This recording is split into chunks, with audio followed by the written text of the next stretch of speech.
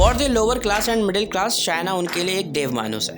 अबे गाली लिखने से पहले सुन तो ले पूरी बात। मैं यहाँ पे गुड्स और इलेक्ट्रॉनिक्स के पर्सपेक्टिव से बोल रहा हूँ, not in the political and army term. Okay, तो सुनो, गुच्ची का ये वाला पर्स तुम्हें पड़ेगा $1790 का, यानी कि लगभग अपना काम खल्लास।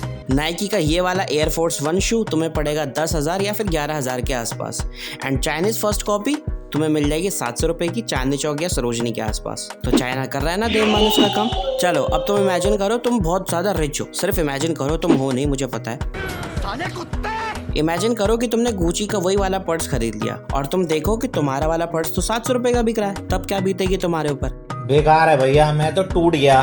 ओवरव्यू हो गया, इमेजिनेशन से बाहर आते हैं। टॉपिक हमारा यहाँ पे ये है कि फेक प्रोडक्ट्स, बाहर इंग्लिश में बताएं तो काउंटरफिट्स का जो ग्लोबल वैल्यू है वह है $449 बिलियन का, यानी कि पाकिस्तान, बांग्लादेश, मलेशिया, सिंगापुर, यहाँ तक यूएई का भी घर इसमें चला जाएगा। इन शॉर्ट इन सारे के सारे देशों की जीडीपी इस वैल्यू से भी कम है और इन सभी चीजों की माँ बहन करने में सिर्फ एक कंट्री लगी हुई है जिसका नाम है चाइना।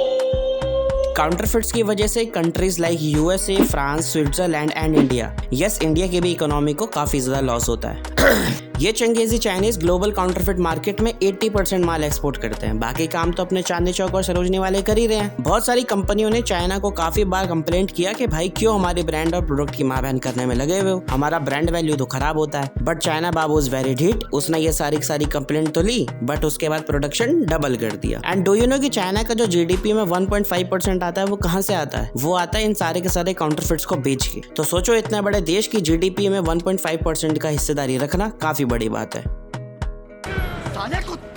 सो अगर मैं अपनी वीडियो में अभी ये गाना लगा दूं बिना किसी परमिशन के तो तुरंत कॉपीराइट स्ट्राइक आ जाएगी, लेकिन चाइना जो इतना कॉपी पेस्ट कर रहा है उस पर आज तक कॉपीराइट स्ट्राइक क्यों नहीं आया? चलो वो समझते हैं। तो बाबू ऐसा हुआ कि 1978 में चाइना की इकोनॉमी में रिफॉर्म लाया गया। भारी ग्लोबल इन्वेस्टमेंट आई चाइना में, चीप और स्किल्ड लेबर्स की वजह से और भारी वजन वाली मार्केट को देख के ग्लोबल ब्रांड्स ने चाइना में एंटर किया, like McDonald's, Prada, Gucci, Nike, Apple और भी बहुत सारे ब्रांड्स थे। अब चाइना में जैसे वेस्टर्न ब्रांड्स का कल्चर शुरू हुआ वो काफी ज्यादा एक्सोटिक, फैंटास्टिक, अट्रैक्टिव लगते थे, जिसकी वजह से चाइनीज सिटीजन्स को वो सारे प्रोडक्ट्स काफी ज्यादा पसंद आए। बट प्रॉब्लम यहाँ पे ये थी कि सारे के सारे प्रोडक्ट्स काफी ज्यादा एक्सपेंसिव थे एंड चाइना की आधी पॉपुलेशन इसको अफोर्ड ही नहीं कर सकती थी। अब सुनो, यहाँ पे मैं अपनी मेन पंचलाइन डालने वाला हूँ। चाइनीज पीपल और इंडियन सिटीजन्स में क्या अंतर होता है? यहाँ पे मेन डिफरेंस ये है कि अगर चाइना के बंदे को कुछ पसंद आ गया तो वो उसको कॉपी पेस्ट कर नया बना देगा और बेच देगा, एंड अगर इंडियन सिटीजन को वो पसंद आ गया तो वो उसको खरीदने के लिए EMI चालू कर देगा। That is the biggest difference between India and China.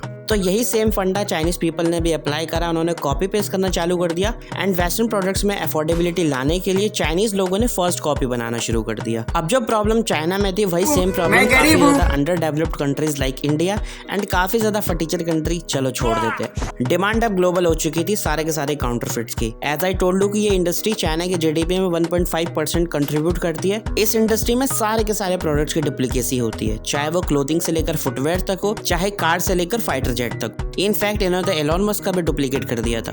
Duplicacy आपको एक हद तक तो सेटिस्फेक्शन दे सकती है, बट जब आपको ये रियलाइज हो कि काउंटरफिट्स की वजह से सिर्फ एक कंपनी की नहीं पूरी की पूरी कंट्री की इकोनॉमी बिगड़ सकती है, तब क्या होगा? और तब क्या जब आप ये जानोगे कि काउंटरफिट्स की वजह से जॉब्स भी अफेक्ट होती है।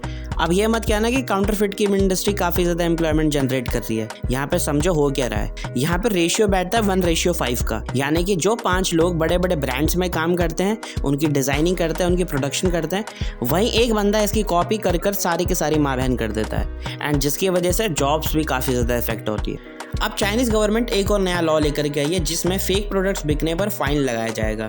ऑल्दो पब्लिकली तो ये काफी ज्यादा कर रहे हैं, अरे काम काउंटरफिटिंग्स के against, but under the table क्या चल रहा है पता नहीं। लेकिन एक चीज तय है कि तुम भी करोगे क्या, सब्सक्राइब और भी ज्यादा करोगे, क्योंकि तुम गरीब हो ना, काउंटरफिटिंग्स तो तुम खरीदोगे। चलो इस वीडियो को भी शेयर कर दो फटाफट and do subscribe and like.